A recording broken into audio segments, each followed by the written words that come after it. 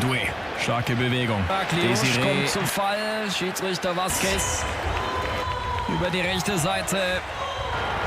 France did not just beat Sweden tonight, they dismantled them piece by piece in front of the entire football world. And by the time the final whistle blew at the New York, New Jersey Stadium, the scoreboard read 3 and it read 0, and it told a story of two teams standing on completely different planets. This was the round of 32, the moment where dreams either grow wings or get buried, and Sweden, brave, hopeful, dangerous on paper, walked out of that tunnel believing they had a chance. 90 minutes later, they were on a flight home, and France were booking their spot in the last 16 against Paraguay. Let's talk about how this actually happened, because the numbers alone should shock you. France finished this match with an expected goals value of over 3, more than 3 full goals worth of clear-cut danger. Sweden managed less than 1. Read that again. This was not a close game that France happened to win. This was a men-against-boys demolition, dressed up as a football match.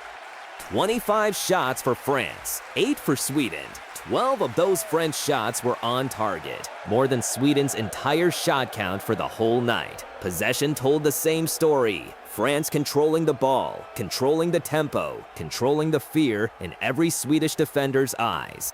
And it all started with one man, Kylian Mbappé. Just before halftime, with Sweden clinging to a scoreless deadlock and daring to believe, Mbappé received the ball, danced through the Swedish backline like it wasn't even there, and buried it. 1-0, and suddenly you could feel the entire momentum of the match shift like a tide, pulling out to sea. That goal alone was a warning shot. What came next was the execution.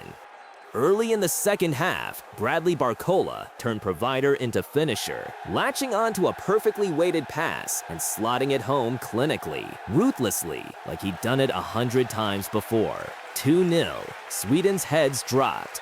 You could see it in the body language, in the way their press slowed down, in the way their forwards stopped believing the comeback was even possible anymore. Then came the moment that will be replayed for years.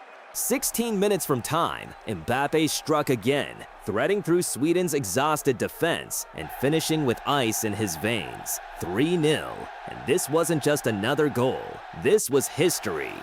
With that strike, Mbappé moved level with Lionel Messi on the all-time World Cup scoring charts, 18 goals, and he broke the record for the most goals scored in World Cup knockout stage matches in the entire history of the tournament. Think about that for a second.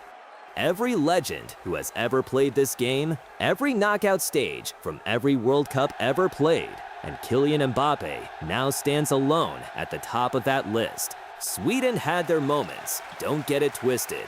Alexander Isak tested the goalkeeper early.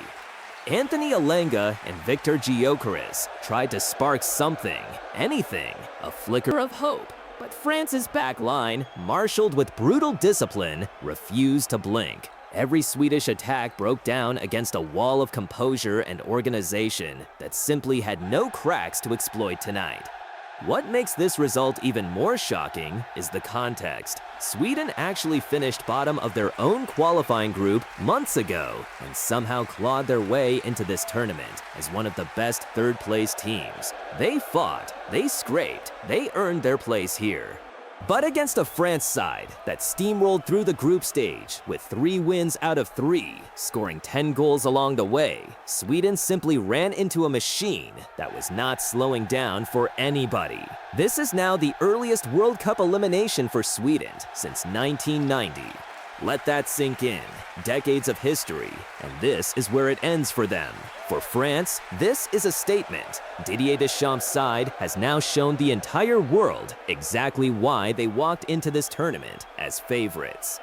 Defending champions do not fold under pressure. They apply it, and tonight, in front of a global audience, they applied it with ruthless, almost cruel efficiency. Michael Olise pulled the strings all night, setting up multiple goals, slicing through Sweden's shape like a surgeon. This French squad is not just talented, it is terrifyingly complete. So what happens now? France march on to face Paraguay in Philadelphia, a Paraguay side that shocked the world themselves by eliminating Germany on penalties. That is a matchup you do not want to miss. But tonight belongs to France, and it belongs to Mbappe, a captain who just rewrote the record books in real time. Sweden go home with their heads held high, but with questions that will linger for years. Could they have done more? Could anyone have stopped this version of France tonight? One thing is certain, this was not just a win. This was a warning to every single team still standing in this tournament. France are here, and right now, nobody looks ready to stop them.